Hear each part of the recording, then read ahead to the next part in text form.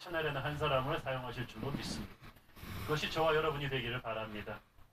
성경에 보면 여러 가지 복받는 비결이 나오는데 하나님께서 이 구제에 대해서 엄청나게 말씀을 많이 하셨습니다. 특별히 네 종류의 사람들을 하나님께서 항상 우리 마음에 품으라고 하십니다. 신명기 14장 29절 시작. 너희 중에 분깃이나 기업이 없는 레위인과 내 성중에 거류하는 객과 및 고아와 과부들이 와서 먹고 배부르게 하라. 그리하면 내 하나님 여호와께서 내 손으로 하는 범사에 내게 복을 주시리라. 이 말이 신명기에만 11번 나오는데 신명기는 언제 준 말씀이냐 하면 이스라엘 사람들이 광야에서 자기들도 떠돌이 생활할 때 주신 말씀. 이스라엘 사람들이 자기 코가 석자일 때 구제에 대해서 미리 하나님이 알려주신 거예요. 여러분, 가난할 때 구제 못하면요, 여러분이 부자가 돼도 절대 남한테 안 나눠줍니다. 지금부터 시작해야 됩니다. 레위 교육자 선교사들은 말하죠. 객은 우리 안에 와 있는 나그네 같은 분들, 탈북자, 외국인 노동자 이런 분들이죠. 고아와 과부는 우리도 잘 알고 있습니다. 이 네 사람을 성경에서 분명히 말해요. 구약 성경에서 11번이나 신명기에 보면 이 사람들을 마음에 품고 너희들이 항상 도우면 내가 너에게 복을 줄 것이다. 근데 또 그 반대의 말도 많이 나오네. 만약에 이들이 힘이 약하다고 해서 무시하거나 천대하면 내가 너를 저주할 것이다. 어떤 말씀에서는 죽일 것이다 라는 말도 나와요. 그러니까 여러분, 죽고 싶지 않으면, 저주받고 싶지 않으면 하나님이 아끼는 사람들을 아껴야 합니다. 그들이 우리보다 힘이 없어 보인다고 해서 그들을 홀대하면 안 돼요. 이 말씀에 근거해서 저희 교회는 초창기부터 매년 추수감사절 헌금을 시드머니로 해서 러브 미니스트리를 펀드를 시작했습니다. 국내 미자립 교회 목사님들과 선교사님들과 선교단체들과 그리고 교회 안팎에 가난하고 힘들고 병든 분들을 돕는 일을 해왔습니다. 여러분 그 주보에 보시면은 이 러브 미니스트리 사역에 대한 자세한 이 소개가 이제 안에 나와 있는데 올해부터는 금전적으로만 돕는 것이 아니라 실제로 우리 성도들 중에서 하나님이 마음이 주시는 분들이 같이 가서 몸으로 섬기는 일을 적극적으로 실천해 보려고 합니다. 여러분들이 기도하시고 하나님 마음 주시는 대로 이 러브 미니스트리 사역에 많이 동참해 주셨으면 좋겠습니다. 자기 마음에 감동 주는 대로 하십시오. 남을 돕는 거 쉬운 일이 아닙니다. 오해도 많이 받아요. 비판도 많이 받아요. 그렇지만 오해나 비판이 무서워서 안 하면 그게 마귀가 원하는 겁니다. 마귀가요, 우리가 선교하려고 그러면 공격하고요, 남을 도우려고 그러면 공격해요. 그렇지만 그럴수록 우리는 해야 된다고 저는 믿습니다. 이 사랑이라는 거는 전염성이 있는 거거든요.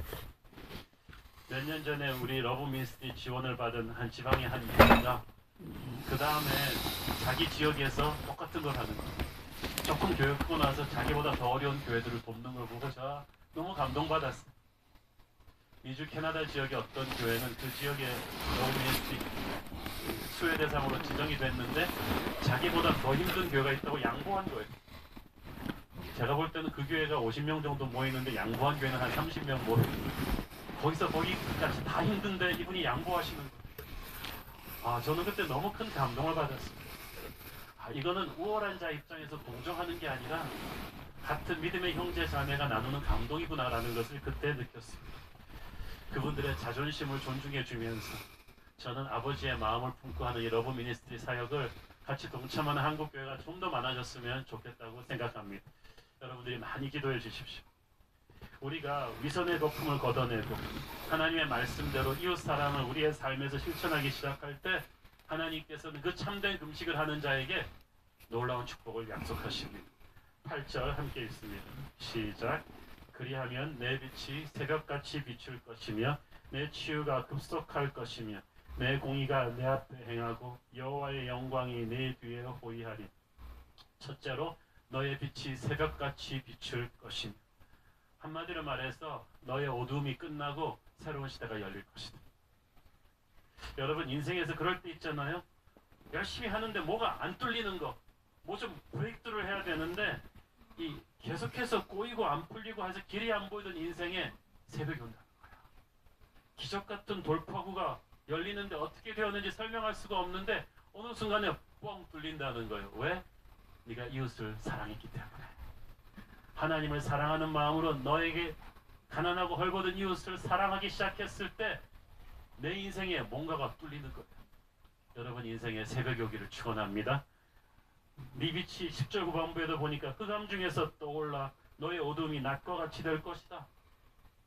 가령 자식 문제가 캄캄한 어둠이었는데 갑자기 하나님의 빛이 낮과 같이 돼서 해결이 되는 거예요.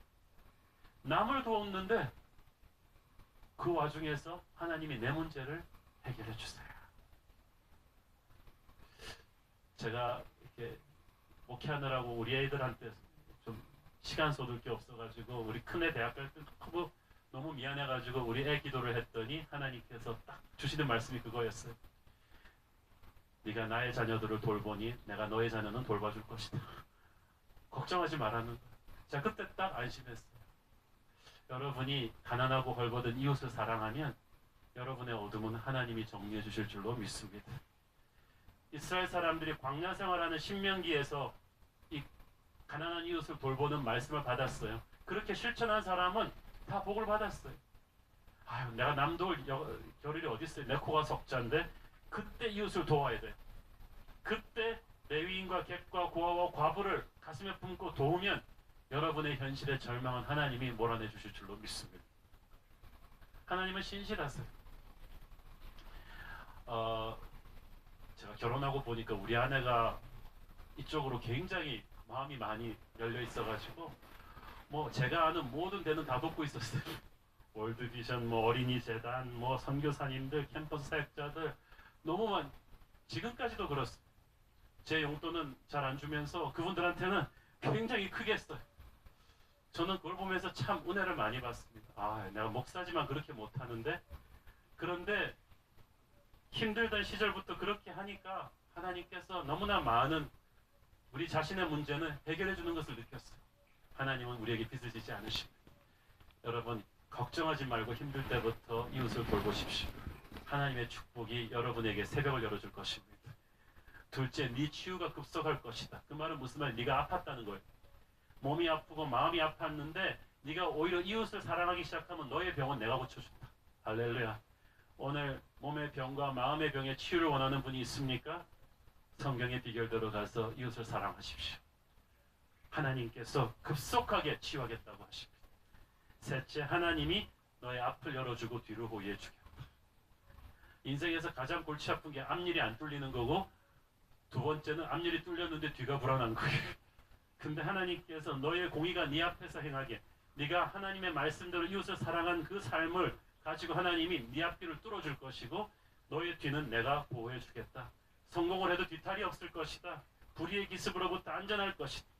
하늘의 축복이 너에게 부어줄 것이다. 할렐루야. 이 인도하심과 호위하심의 축복이 11절에서도 다시 한번 강조가 되죠. 11절 읽겠습니다.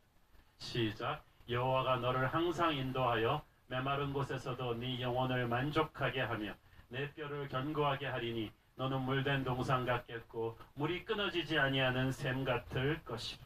여호와가 너를 항상 인도했어. 여러분 인생이 너무나 힘든 초이스들이 앞에 놓일 때 뭘 결정해야 될지 모를 때 다 지뢰밭 같아 보일 때 하나님이 우리를 인도해 주신다는 것입니다. 하나님이 우리를 기쁘게 생각하시면 우리가 도저히 결정할 수 없을 때 결정해 주십니다. 사람 소리들이 너무 많아서 어디로 가야 될지 모를 때 하나님이 인도해 주십니다.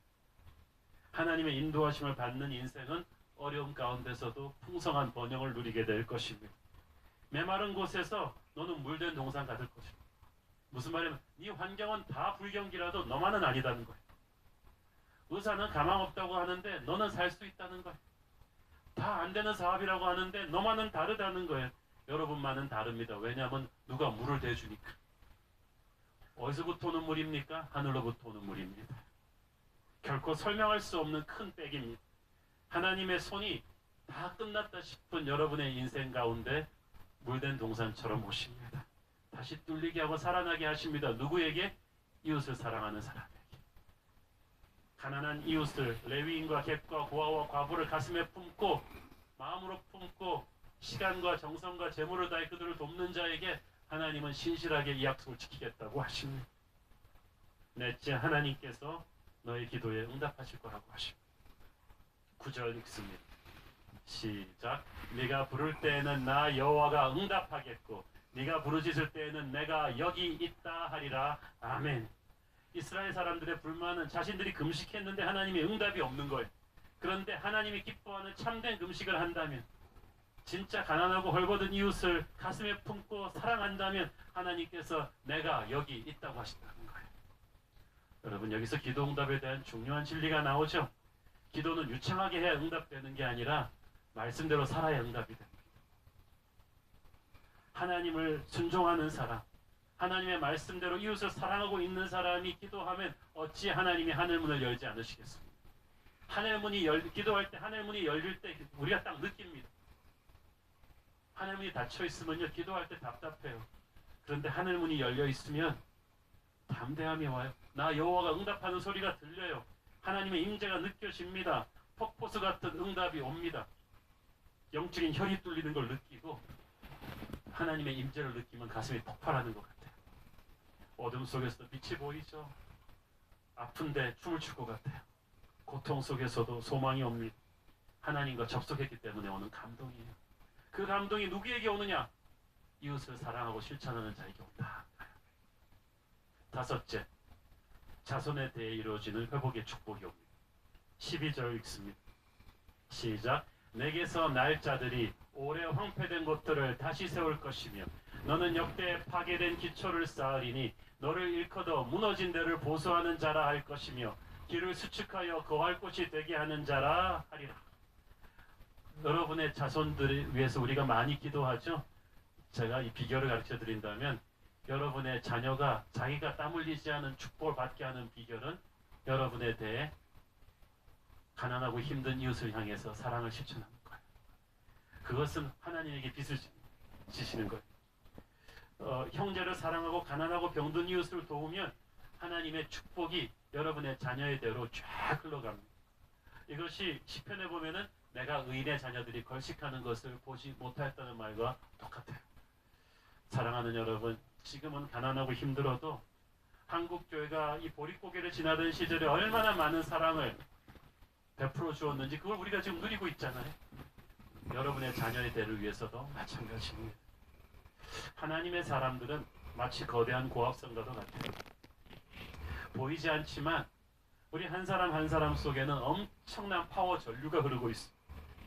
하나님은 우리 속에 있는 그 파워 전류를 흘려보내서 세상을 변화시키기를 원하십니다. 그리고 그때 아버지의 마음이 참